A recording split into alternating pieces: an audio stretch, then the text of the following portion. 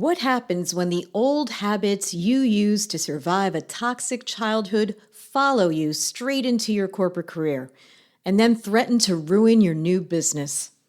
That's today's topic. Let's dive in. Welcome to Break Up with Corporate, the podcast for women who want to plan their escape from the 9-to-5 and build a business of their very own. I'm your host, Debbie Mitten, a business mentor at Virtually Debbie, and a recovering corporate survivor after spending 37 years inside the matrix. All right, so if you're sitting at your toxic corporate job right now and you're plotting your exit strategy because you're so miserable, I need you to understand one thing before you go. Leaving a toxic situation to build something new does not automatically make you free. If you don't deal with your own personal stuff first, you're going to walk straight into entrepreneurship and rebuild the exact same prison, just with a client instead of a boss. I need you to really lock in for this episode because this might be one of the most important podcast episodes I record. If you think about it, a toxic corporate job runs on the same playbook as a really bad relationship. Think about Lady Gaga's Bad Romance for a moment. You stay too long. You make excuses for them. And you keep thinking that if you just try harder, it'll get better. But it won't. Not with an ex and not with a company. So today I want to walk you through how these two kinds of things mirror each other, why we put up with it, and what it actually takes to stop dragging the same patterns into the next chapter or new business. Let's look at how identical these two worlds really are. Let's compare a relationship and your toxic corporate job. The first thing is called breadcrumbing. In dating, this is the guy who texts you just enough to keep you hooked. In corporate, it's the boss who promises you a promotion or more help, next quarter. It's always just out of reach, but they give you just enough hope to keep you working 60-hour weeks for mere scraps of appreciation or the vague promise of a future title. The second thing is called gaslighting. A bad partner tells you that you're crazy. A toxic boss tells you you aren't a team player because you want to leave at 5 o'clock. Or you take a weekend off. They make you doubt your own sanity. And if you grew up in a house where you weren't allowed to speak your truth, well, you'll just swallow it and think that you are the problem. The third thing is called love bombing. This is one of my personal favorites. That's the honeymoon phase.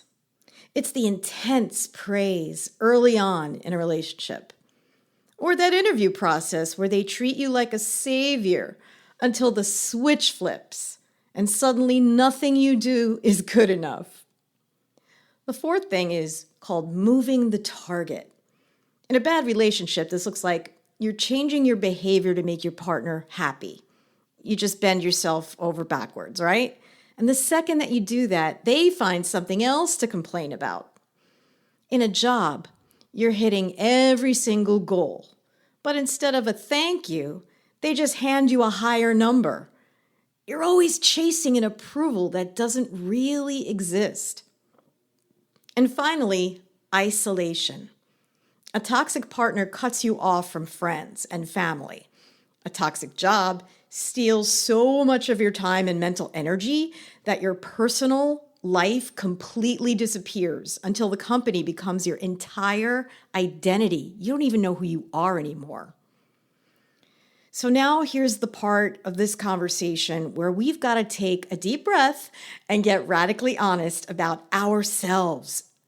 Because a bad relationship requires two to keep it going. And I know it's easy to point at a toxic boss and say, they are the problem. And they are. But the real breakthrough happens when we look in a mirror and ask, why did I let them treat me like this for so long? Now, I want to say this with so much love and absolute zero shame because I had to face this exact mirror myself. Why do we put up with it? It's because a toxic workplace hooks into our oldest, deepest habits. Unhealed childhood wounds love to show up as professional habits. Look at how this actually plays out when you're on the clock. 1. You overwork to please people. You take on everybody else's mess and you work yourself into the ground because when you were a kid, you had to take care of everyone around you just to keep the peace and feel safe. 2. You freeze around authority. When a boss gets moody or criticizes you, you don't just feel annoyed.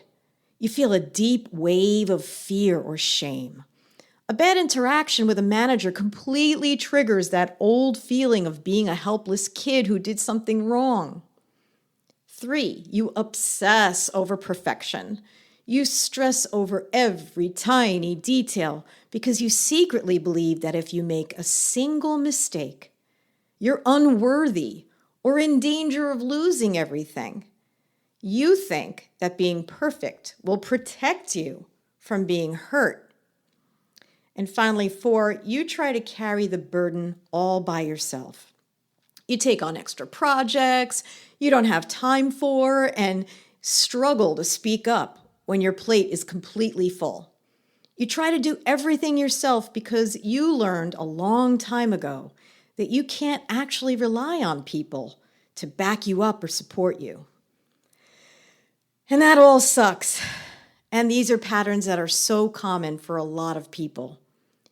But here's the ultimate danger.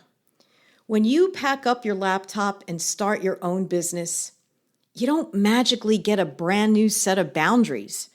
You bring these exact same habits with you everywhere. And in your new business, your need to please people turns into overworking for the client who underpays you. Your perfectionism means you spend 6 months obsessing over tiny details that don't matter instead of actually doing tasks that bring in income. Your trust issues mean you refuse to hire help and blow yourself up with burnout. You end up over-delivering, undercharging, and tolerating terrible behavior just to get a client's approval. Now, I know you didn't take a massive leap into entrepreneurship just to build a different version of a miserable job. So you really need to consider these things while you're in corporate or before you're starting entrepreneurship. So, how do we break this? How do we stop the cycle? How do we cut out these patterns? It starts with 3 daily choices. First, I want you to pause and name the feeling that comes up. The next time a boss or a client makes a demand and your stomach hits the floor or you feel a massive spike of anxiety, just pause. Ask yourself, does this situation remind me of how I felt around an adult when I was a kid? Because just making that connection stops you from automatically reacting the old way. Second, stop trying to keep everyone happy.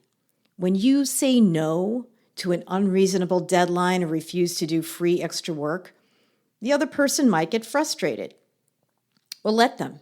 I know it's going to feel a little scary, but remember, you're allowed to protect your time and your sanity, even if it makes someone else uncomfortable. You are an adult with choices now, not a defenseless kid who has to comply. Start practicing this in small ways at your current job right now, or if you have a new business. Treat it like low-stakes practice to build your boundary muscles before you do anything. And finally, separate who you are from what you do.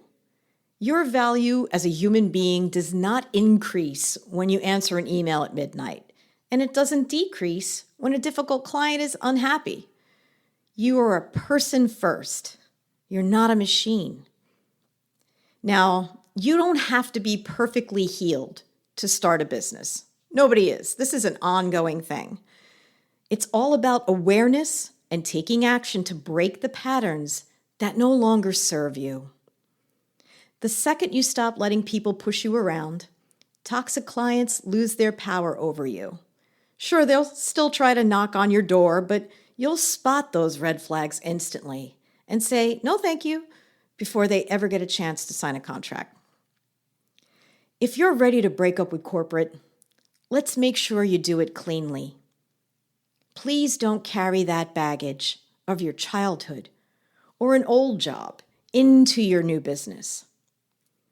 I help women with these mindset shifts all the time as they're leaving corporate and as they're starting their new business. If you're interested in working with me, please visit breakupwithcorporate.com and book a strategy session. I'd love to work with you. Well, that's all I have for today. If this resonated with you, share this episode, drop a comment, and let me know which one of these points hits home. Thank you so much for joining, and I'll catch you guys in the next episode.